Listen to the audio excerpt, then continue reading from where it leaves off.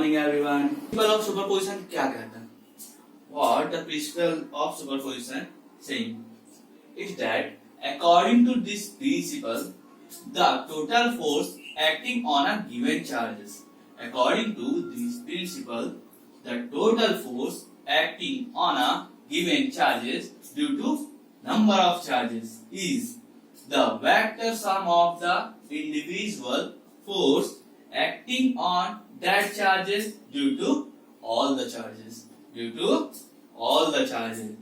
Okay, तो इसको समझने के लिए सबसे पहले हम लोग एक डायग्राम बनाते हैं जिसमें क्या लेना बोल रहा है, नंबर ऑफ चार्जेस. क्या लेने बोल रहा है, नंबर ऑफ चार्जेस. ले लेते हैं number of charges. Suppose here Q1, here Q2, here Q3 and here is that the number of charges, that is Qn तक.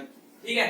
फिर उसके बाद गिवन चार्जेस लेने बोल रहा है, तो according to definition given charges भी ले लेते हैं यहाँ पर. दैट इज Q0 हम लोग का क्या है, गिवन चार्जेस. Q0 क्या है हम लोग का, गिवन चार्जेस. ओके, सो ये क्या आप स्पेस में है ना ये. तो अब Q1 Q0 पे क्या लगाएगा, फोर्स लगाएगा. नहीं लगाएगा फोर्स, क्योंकि दोनों अज्यूम कर रहे हैं सिमिलर चार्जेस. ठीक है, दोनों क्या है, सिमिलर चार्जेस है. तो एक दूसरे पे क्या लगाएंगे, रिपल्सन फोर्स लगाएंगे. तो Q1 क्या करेगा, Q0 को इसका ऐसे इस डायरेक्शन में फोर्स लगाएगा. दोनों ये अगर इस पॉइंट पे बात करें तो Q1 Q0 पे कौन सा रिपल्सन फोर्स लगाएगा, तो कौन सा डायरेक्शन में लगाएगा, ये वाला डायरेक्शन रहेगा. सपोज जो फोर्स लगा है वो क्या है हम लोग का यहाँ पास F0 पे कौन लगाया है, 1 वाला, F01 vector sign. Okay, next Q2 का बात करें तो Q2 यहाँ पास सेम ऐसी फोर्स लगाएगा. ठीक है, Q2 Q0 पे रिपल्सन फोर्स लगाएगा.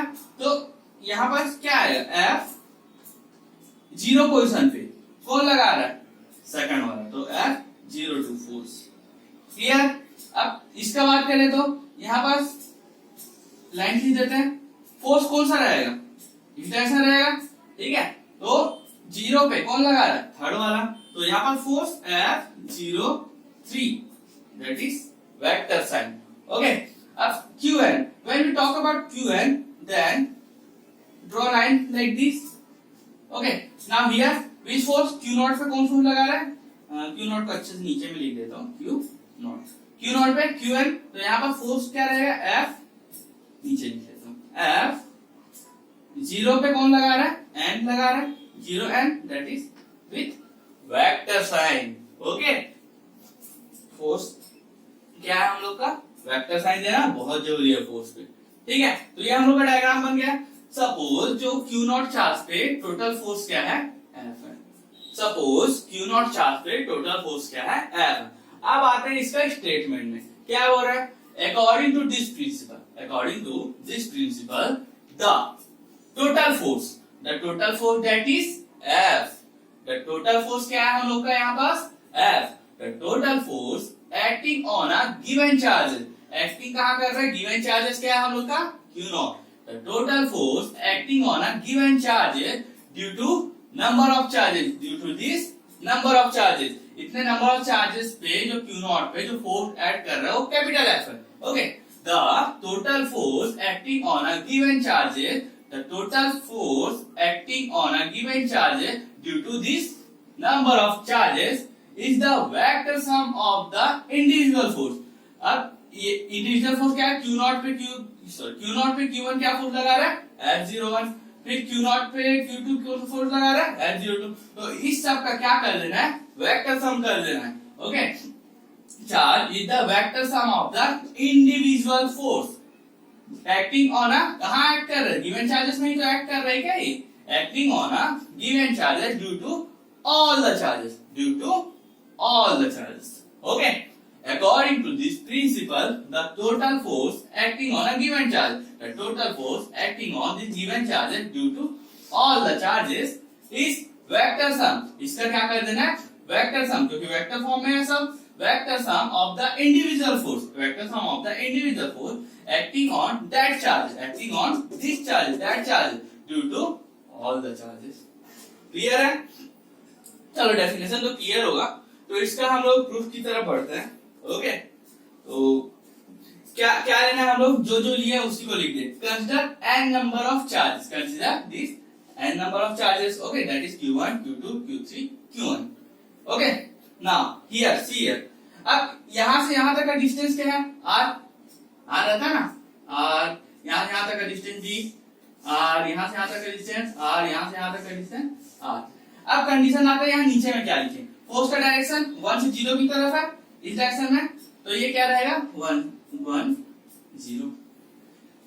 Q2 से Q0 फोर्स का डायरेक्शन इधर है, तो ये 2 से 0 की तरफ, तो 2 0। 3 से 0 की तरफ इस डायरेक्शन में देखो फोर्स है, तो 3 0। अब यहाँ का बात करें तो Qn से Q0 इस डायरेक्शन में, तो n 0। तो डिस्टेंस भी मिल गया दोनों के बीच का, ठीक है। तो गिवन देख रहे हैं, consider n number of charges, n number of charge that is Q1 Q2 Q3 that Qn, okay, who distance from a given charge, यहां से गिवन चार्जेस का डिस्टेंस कितना है, Q0 r10 r10 r20 r20 r30 r30 that r, मतलब ये series continue, ठीक है। तो हम लोगों को क्या करना है, तो total force according to definition, total force on given charge total force क्या है वहां लिखते हैं, ठीक है। टोटल फोर्स क्या है यहाँ पर, total force F vector F equal to F here 0 1 sum of individual vector, okay, 0 1 plus F 0 2 plus F 0 3 dash F 0 n, सबका इंडिविजुअल सम कर देना है, ओके। अब कंडीशन है हम लोग का यहाँ पास कि F01 F02 F03 ये कैसे निकलेगा, तो हम लोग पास फॉर्मूला है according two columns law, according two columns law क्या बताया हम लोग को, according two columns law the force of attraction and repulsion between 2 point charges is directly proportional to the product of charges and inversely proportional to the square of distance between them, okay। so may I write expression of Coulomb's law, that is F equal to 1 upon 4 pi epsilon naught Q1 Q2 upon में R square, okay. अगर Q1 Q2 charge है तो यहाँ Q1 Q2 upon R square होता है, यहाँ पर हम लोग को अलोंग डायरेक्शन बताना पड़ता है, अलोंग यहाँ पर क्या रहेगा डायरेक्शन, किस डायरेक्शन में हम लोग का फोर्स है, ओके। सो ये हम लोग का क्या है, नोट के लिए है, ठीक है, अकॉर्डिंग टू कॉलम्स लॉ ये होता है, okay. So here for F01 for F01 force किसके किसके बीच में लग रहा है, चार्ज Q0 और Q1 के बीच में लग रहा है, तो अकॉर्डिंग टू कॉलम लॉ क्या मिलेगा हम लोग को, F so vector scientist F01 equal to 1 upon क्या मिलेगा 4 pi epsilon not Q Q1 यहाँ Q0 into here Q1 whole upon में R। अब यहाँ पर मैं बताया था, याद करो पिछले डेरिवेशन में, अगर 0 1 है तो इसको चुपचाप चेंज कर देना, या फिर इसको हम लोग समझ सकते हैं कि Q1 और Q0 के बीच में फोर्स F01 लग रहा है, तो इसका डायरेक्शन क्या है, R डिस्टेंस क्या है R10, तो ये R10 यहाँ पर आएगा 10 का स्क्वायर, या फिर सिंपल अगर ये नहीं देखना है तो अगर 0 1 है तो जब भी डिस्टेंस लिखेंगे तो इसको क्या कर देंगे 0 1 को 10 कर देंगे। अब डायरेक्शन तो हम लोग किससे डिनोट करते हैं, यूनिट वेक्टर से, किससे डिनोट करते हैं direction, that is unit vector, okay.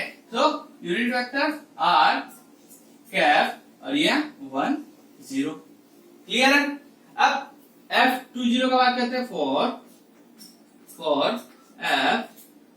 F02, okay, F02 का बात करते हैं तो क्या सिमिलरली इसी के जैसे F02 equal to 1 upon 4 pi epsilon not Q0 Q2 upon में R20 का स्क्वायर R20 कैप, ओके। अब 20 के लिए क्या किए, जीरो टू के लिए क्या किए, ये यहाँ पास 2 0 चेंज कर दिए बस, बाकी सेम टू सेम उतार दिए।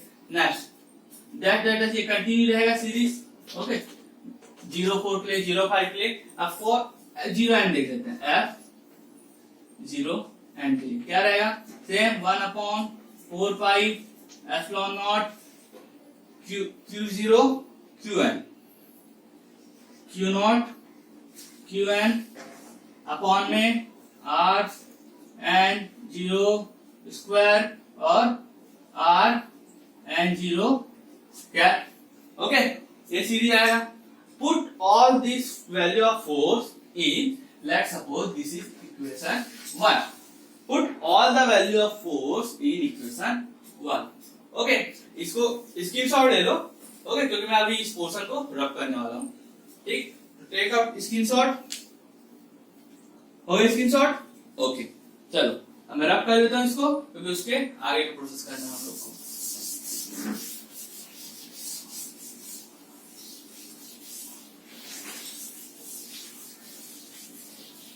ओके चलो, so put all the value of force, put all value of force in equation 1।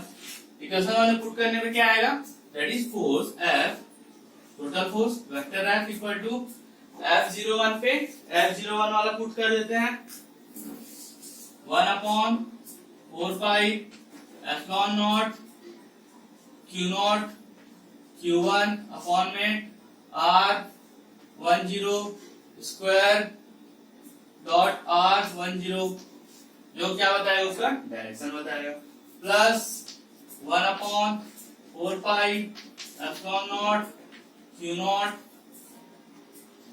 Q2 upon में R20 square R20 cap, dash continue रहेगा, डायरेक्ट में एन वाले के लिख देता हूं, plus 1 upon 4 pi epsilon not Q not Qn upon में R that is N0 square R N0 cap.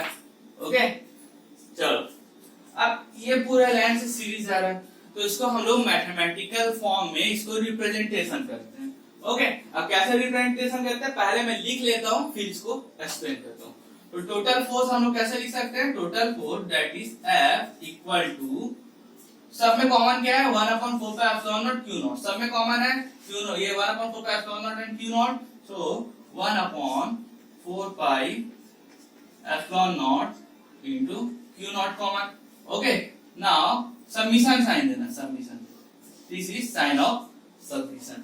Okay I equal to कहां से 1 से कहां तक जा रहा है, n तक जा रहा है, 1 to I equal to n तक जा रहा है।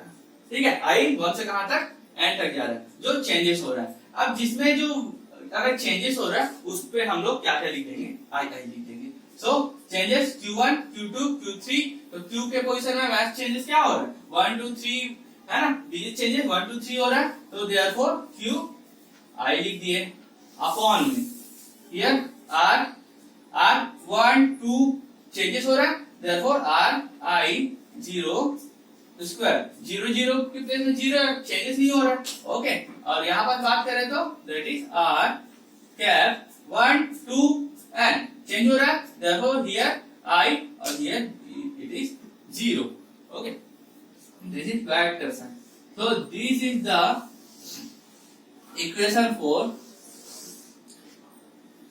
okay so this is the equation for laws of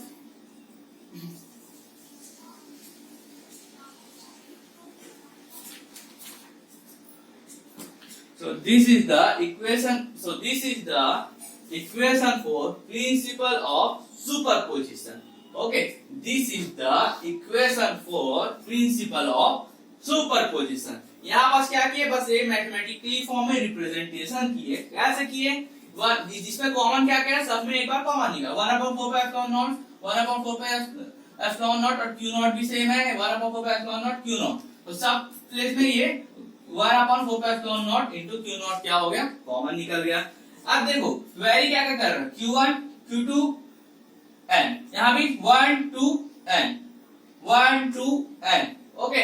तो एक काम करते हैं हम लोग, इसको मैथमेटिकली फॉर्म में रिप्रेजेंट करने के लिए समीशन का साइन ले लेते हैं। समीशन जो वेरी कर रहा है कहाँ, 1 से वेरी कर रहा है n तक जा रहा है, तो उसको अपन i में स्टोर कर देते हैं।